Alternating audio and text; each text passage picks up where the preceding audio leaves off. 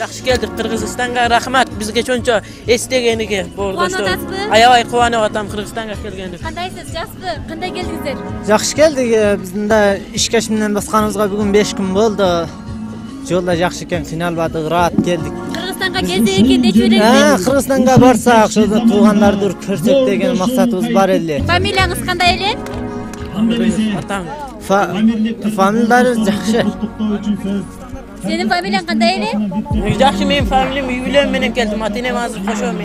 Turg'anbay, familiyalik to'liq jigit. At mingendi bu dag'i ko'pdan beri shaharda жүрүп sağındım deydi. Turg'anbay, урматтуу замандаштар, негизи мен Памир жергесинде ат минип эле чоңойгом. Биз мисалы бул жакта унаа менен, маршрутка менен бир жерге каттасак, ал жерде ат, эшек, топоз, төөлөр менен минип алып каттайбыз да.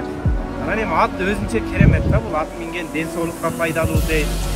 Ат минген мындай жолу жеңил болот дейт, жай барган менен, бирок жолу жеңил. Өтө сонунда таза атмосферада мындай барасың. Ошо бүгүн Тоо баласы командасы менен Кегети жайлоосунда ушундай атмосферада команда менен жакшы инсандар менен ушинтип келип отурабыз. Эгерде сиздер дагы барам десеңиздер, бизге каттарыңыздар, буйса булес алуулар токтоп калбайт. Ош, Жалал Абад, Кыргызстандын бүткүл керемет тоолоруна биз алып барып келебиз. Азамат, мыктысыңар.